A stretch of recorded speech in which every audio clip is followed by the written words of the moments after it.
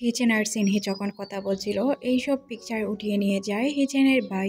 আর এই পিকচারগুলো দিয়ে সে সিনহিকে আর হিচেনকে ব্ল্যাকমেল করার চেষ্টা করছিল। তারা তো এখানে বসে গল্প করছিল, কিন্তু তাদের যে পিকচার উঠানো হয়েছে তারা তা জানতো না। রাতের বেলায় সিনহি আর হিচেন কথা বলছিল, তখনও হিচেন জানতো না যে তার এইভাবে পিকচার উঠানো হয়েছে। পরদিন সকালে সিনহি জানতে পারে যে হিচেন এই সব কিছু ছেড়ে চলে গিয়েছে, সে আর এইসবে পার্টিসিপেট করবে না। হিচেন দূর থেকে সিনহিকে দেখছিল, তারপরও তার কাছে আসে না। হিচেনের ভাই মূলত তাকে ব্ল্যাকমেল করেছে, সে যদি এইসব ছেড়ে না যায় তাহলে সিনহির আর তার পিকচারগুলো ইন্টারনেটে ভাইরাল করে দিবে, আর সে এটা কাউকে বলতেও পারে না। তবে হিচেন চলে যাওয়ার পরও তার ভাই তার এই পিকচারগুলো ইন্টারনেটে ভাইরাল করে দেয়। ইন্টারনেটে পিকচার ভাইরাল হওয়ার পর সবাই তার সাথে দেখা করার জন্য আসে। ম্যানেজার হিচেনের রুমে চলে আসে আর তাকে জিজ্ঞাসা করে কি হয়েছে। তখন হিচেন সব কিছু খুলে বলে যে তার ভাই তাকে কিভাবে ব্ল্যাকমেল করছিল, যার কারণে সে সব কিছু ছেড়ে আসতে বাধ্য হয়েছে। তার সব কথা শুনে ম্যানেজার বুঝতে পারে এখানে কোনো না কোনো প্ল্যান হয়েছে, আর সব প্ল্যান করেছে হিচেনের ভাই। তখন তারা প্ল্যান করে যে তারা মিডিয়ার সামনে এসে সব কিছু স্বীকার করবে কিভাবে কী কী ঘটনা ঘটেছে। তখন হিচেন বলে যে এটা একটু বেশি হয়ে যাচ্ছে, কারণ আমি তো একজন ছেলের সাথে ছিলাম, তাই এই বিষয়টা নিয়ে ঝামেলা হওয়ার সম্ভাবনা অনেক বেশি। তারা মোবাইলে এই পিকচারগুলো দেখে কিছুটা অবাক হয়ে যায়, কারণ তাদের কিস করার ফটোটা পর্যন্ত এখানে ছিল। তখন হিচেন বলে যে সে সিনহিকে পছন্দ করে, আর এটা সে সবার সামনে বলে দিবে। মিডিয়াকে ডাকা হয়। মিডিয়া আসার পর তাদেরকে উল্টাপাল্টা প্রশ্ন করতে শুরু করে। এদিকে আমরা হিচেনের বাইকে দেখতে পাই, সে মিডিয়ার লোকেদের উস্কিয়ে দিচ্ছিল কথা বলার জন্য। তখন একটি মেয়ে উঠে প্রশ্ন করতে শুরু করে হিচেনকে। তখন হিচেন কী উত্তর দিবে সে কিছুই বুঝতে পারছিল না। তখনই এখানে সিনহি চলে আসে আর বলতে শুরু করে, আমি একজন মেয়ে, আমি আমার ভাইয়ের জন্য এখানে এসেছিলাম। আমার ভাইয়ের গুরুতর অ্যাক্সিডেন্টের কারণে সে এখন হসপিটালে ঘুমায় আছে। আমার ভাইয়ের পরিবর্তে আমি রেস জেতার জন্য এখানে এসেছিলাম, আর আমি এখান থেকে অনেক কিছু শিখতে পেরেছি। আপনারা আপনাদের ভিতরে অনেক বড় ভুল ধারণা নিয়ে ঘুরছেন। হিচেন কোনো ছেলের সাথে রিলেশনে জড়ায়নি, সে একটি মেয়ের সাথেই রিলেশনে জড়িয়েছে। আপনাদের এই ভুল ধারণা থেকে বেরিয়ে আসতে হবে। হিচেন এইসব কথা শুনে অবাক হয়ে যায়। অন্যদিকে সাংবাদিকরা সিনহিকে একদম ঘিরে ধরে রাখে। তার কোনো কথাই কেউ শুনতে রাজি হয় না, তাকে উল্টাপাল্টা প্রশ্ন করে। তবে এদিকে একদম একা দাঁড়িয়েছিল হিচেন। তার মনে অনেকগুলো প্রশ্ন ছিল সিনহিকে নিয়ে, তবে সিনহি কিছু বলার ছিল না। সে মিডিয়ার সামনে এটা স্বীকার করে নেয় যে তাদের রিলেশন আছে। অন্যদিকে আমরা ম্যানেজার আর তাদের দুই বন্ধুকে দেখতে পাই। তারা খুব দুশ্চিন্তায় ছিল হিচেনের জন্য, কারণ হিচেন এইভাবে সব কিছু জানবে তারা কল্পনাও করতে পারেনি। সিনহিকে তারা কিভাবে সব কিছু বুঝিয়ে বলবে, বা সিনহি আর হিচেনের সম্পর্কেরই বা কী হবে। হিচেন কিছুক্ষণ চুপচাপ দাঁড়িয়ে থাকে, সে রাগে ফস করতে শুরু করে। রাগে চিৎকার করে বলতে শুরু করে, সিনহি তুমি আমার সাথে এটা ঠিক করোনি। হিচেনের এতে অনেক খারাপ লাগে, সে রাগে তার ব্রেসলেটটা পর্যন্ত ছিঁড়ে ফেলে দিয়ে যায়।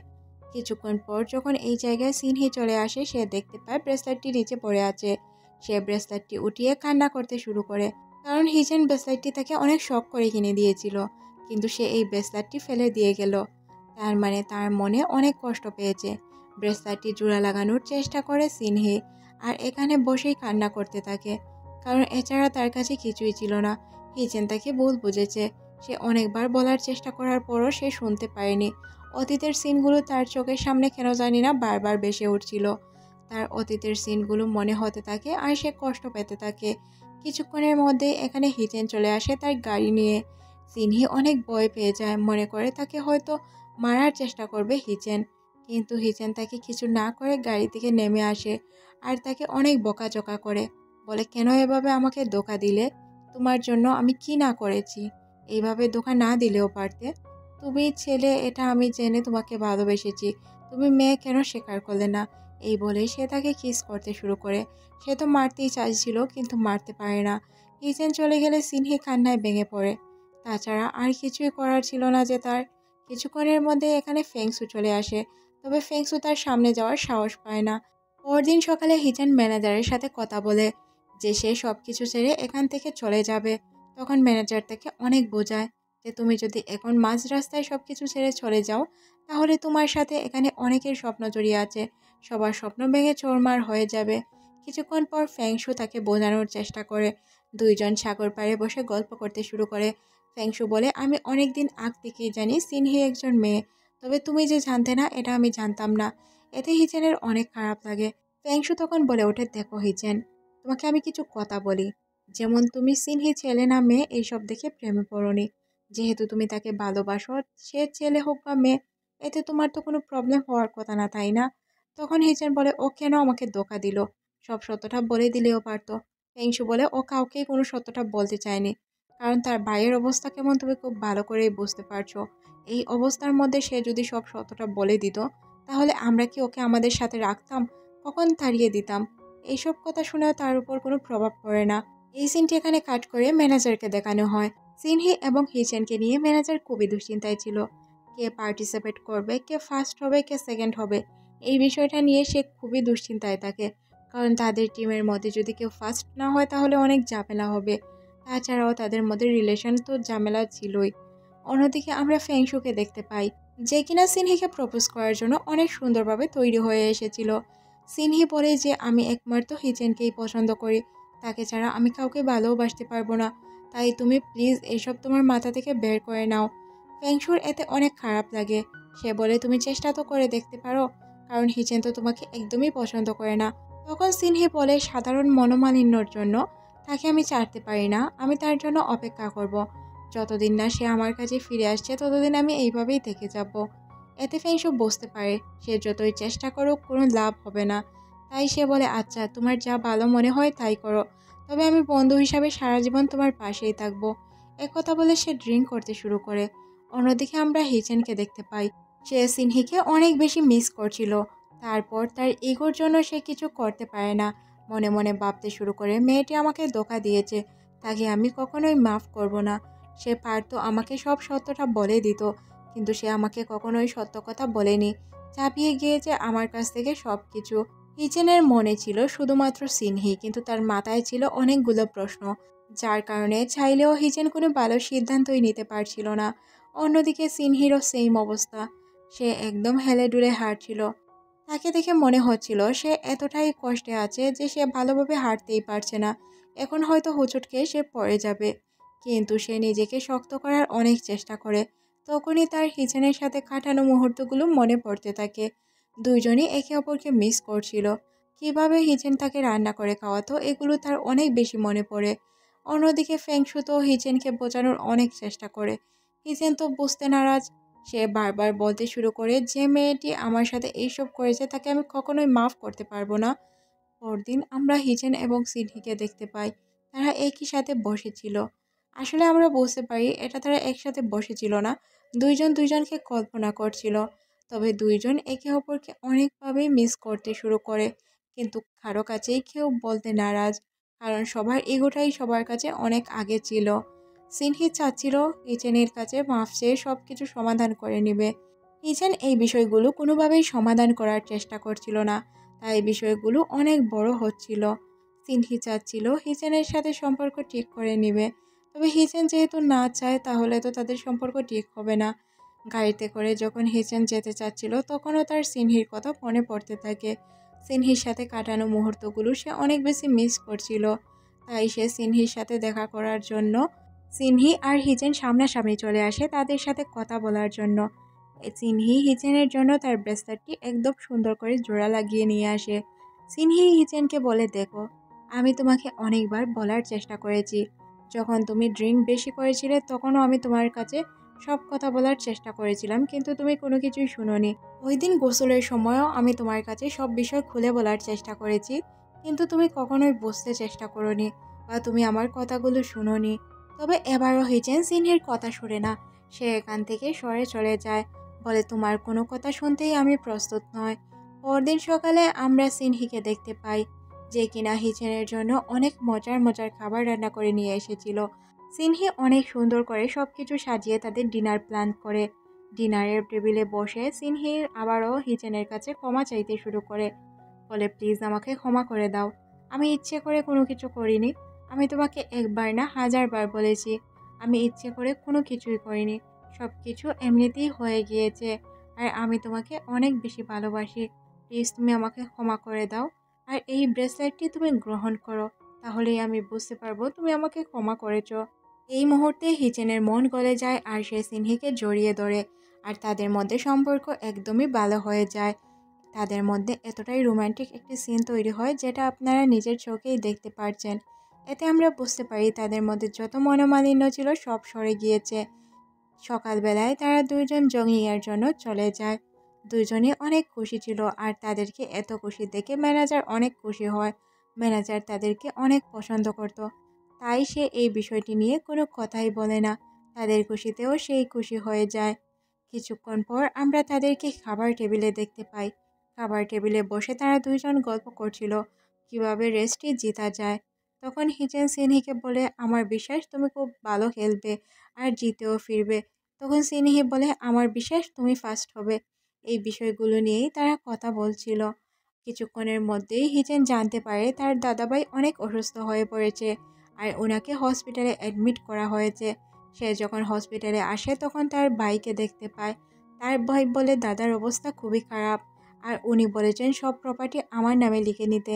হিচেনের বিষয়গুলো একদমই হজম হয় না। সে মনে মনে ভাবে দাদাভাই কেন এইসব বলতে যাবে, আর তার তো সম্পত্তির প্রতি লোভও ছিল না। তাই সে বলে, আচ্ছা আমার কোনো প্রবলেম নেই, আপনি লিখিয়ে নিলে লিখিয়ে নিতেই পারেন। তারপর সে প্রত্যেকটি শেয়ার হোল্ডারকে ডেকে একটি মিটিং বসায়। শেয়ার হোল্ডারদের বলে, দাদাভাই যেহেতু অসুস্থ, এখন কোম্পানি সামলানোর জন্য কাউকে প্রয়োজন, আর আমি ছাড়া আমাদের কোম্পানি কেউ সামলাতেই পারবে না। এই সিনটি এখানে কাট করে আমাদের হিচেন এবং সিনহিকে দেখানো হয়। তারা দুইজন এই বিষয়ে কথা বলছিল। তখন সিনহি বলে, আমার মনে হয় না দাদাভাই সব কিছু ভাইয়ের নামে লিখে দিবে, আমার মনে হয় তোমার নামেও দিতে পারেন। তারপর সে চলে যায় দাদাভাইকে নিয়ে তার ভাইয়ের ওই মিটিংয়ে। সবাই যখন তার নামে সব কিছু লিখেই দিচ্ছিল তখনই তারা হাজির হয়। তখন দাদাভাই বলে, আমি কোনো কিছুই তোমার নামে দিতে পারবো না। হ্যাঁ, তুমি আমার নাতি, এই অনুযায়ী তোমাকে আমি কিছু শেয়ার দিতে পারি যেগুলো তুমি চলে ফিরে সারা জীবন খেতে পারবে। তাছাড়া আমি তোমাকে কিছুই দিতে পারবো না, যেহেতু আমার অংশীদার একমাত্র হিচেন। সিন শিফট হয়ে আমরা সকালবেলায় দাদাকে দেখতে পাই। দাদা তার রুমে বসেছিল, তখন হিচেন তার কাছে আসে। তখন দাদা তাকে বলে, দেখো আমার সব কিছু আমি তোমাকে দিতে চাই, যেহেতু তুমিই একমাত্র আমার অংশীদার। তাছাড়া আমি একটা জিনিস চাই যে তুমি তোমার কাজগুলো শেষ করে তারপর সম্পত্তি সামলানোর জন্য আসো। আমি তোমাকে তোমার রেস শেষ করার সময় দিচ্ছি। এতে হিচেন অনেক খুশি হয়ে যায়, কারণ দাদা তাকে তার রেসের বিষয়ে এই ফার্স্ট টাইম সুযোগ দিচ্ছিল, প্লাস তাকে এতটা সাপোর্ট করছিল। সে বুঝতে পারে তার দাদা এতটাও খারাপ না যেটা সে ভাবছিল। দাদা তখন হিচেনকে বলে, তোর কি মনে হয় আমি তোর খারাপ চাইবো? তখন সে তার জন্য একটি গিফট নিয়ে আসে, যেটা কিনা তার জন্য গুড লাক গিফট ছিল। কিছুক্ষণের মধ্যেই হিচেন এখান থেকে চলে যায়। সিন শিফট হয়ে আমরা সিনহিকে দেখতে পাই, যে কিনা রাস্তা দিয়ে হাঁটছিল। তখন কেউ একজন শীষ দিতে দিতে তার সামনে চলে আসে। সিনহিল টুকটিকে দেখে অনেক ভয় পেয়ে যায়। কিছুক্ষণের মধ্যেই লোকটি তাকে কিডন্যাপ করে নিয়ে যায়। আর অন্যদিকে হিচেন তাকে খোঁজার জন্য বের হয়।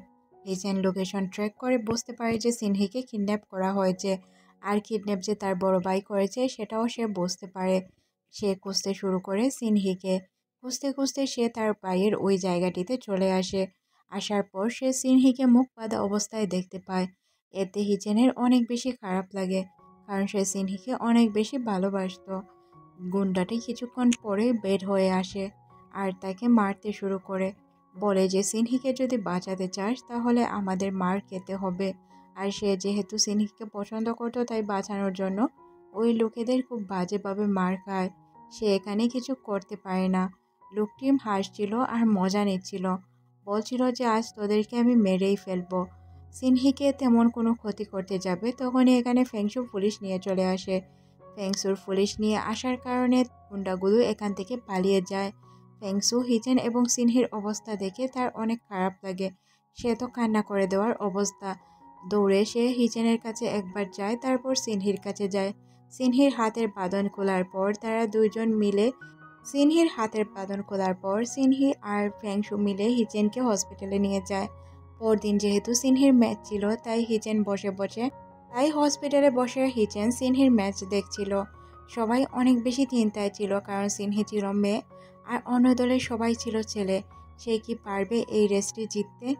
বিষয়টি কেন জানি না সবার মনে অনেক প্রশ্ন তৈরি করে। তবে সিনহি অনেক বেশি চিন্তায় ছিল সে কিভাবে সবকিছু হ্যান্ডেল করবে। হিচেনও তার জন্য চিন্তায় ছিল। কিছুক্ষণ পরই সিনহি চলে আসে জিতে। তখন হিচেন অনেক খুশি হয়। সিনহি হিচেনকে দেখে কান্নায় ভেঙে পড়ে, কারণ সে ভাবতে পারেনি সে জিততে পারবে আর হিচেন খেলতেই পারবে না। যেহেতু হিচেন কোনো কিছুই করতে পারেনি, রেসে অংশগ্রহণ করতে পারেনি, তাই সিনহির অনেক খারাপ লাগে হিচেনের জন্য। হিচেন বলে, তুমি জিতেছো এটাই আমার জন্য অনেক বেশি, আমার জেতার কোনো প্রয়োজন নেই। তোমার খুশিতেই আমি খুশি। তুমি কেন বুঝতে পারো না যে তুমি খুশি হলেই আমি খুশি হয়ে যাই? সিনহি বলে যে আমি খুব ভালো করেই জানি যে তুমি আমাকে কতটা ভালোবাসো। তারপরও মনের মধ্যে একটি আশঙ্কা কাজ করে, আমি তো জিতে ফিরলাম কিন্তু তুমি জিততে পারলে না। তখন তাদের মধ্যে কিছুটা ইমোশনাল সিন তৈরি হয়ে যায়। কিছুক্ষণ পর সিনহির ভাইয়ের হুঁশ ফিরে আসে, এতে সিনহি অনেক বেশি খুশি হয়ে যায়, কারণ এতদিন তার ভাই ঘুমায় ছিল। তার ভাইয়ের জন্যই তো সে নিজে ছেলে সেজে এসেছিল। ভাইয়ের জন্য এত কষ্ট করলো মেয়েটি, শেষ পর্যন্ত ভাইয়ের হুঁশ ফিরে আসায় সে অনেক খুশি হয়ে যায়। 2 বছর পরের সিন দেখানো হয়। সিনহি আর হিচেন একটি বালুর চরে বসেছিল। হিচেন সিনহিকে নতুন করে প্রপোজ করে, বলে যে আমি তোমার সাথে সারা জীবন কাটাতে চাই। সিনহিও রাজি হয়ে যায়। দুইজন তাদের বিয়ে সেলিব্রেট করে। দুইজনই একে অপরের প্রতি ভালোবাসা প্রকাশ করে। তাদের বিয়ের সিনের মাধ্যমে এই ড্রামাটি শেষ করে দেওয়া হয়। ড্রামাটি আপনাদের কেমন লেগেছে অবশ্যই কমেন্ট সেকশনে জানাবেন। নতুন ড্রামা আসা পর্যন্ত ভালো থাকুন। আল্লাহ হাফেজ।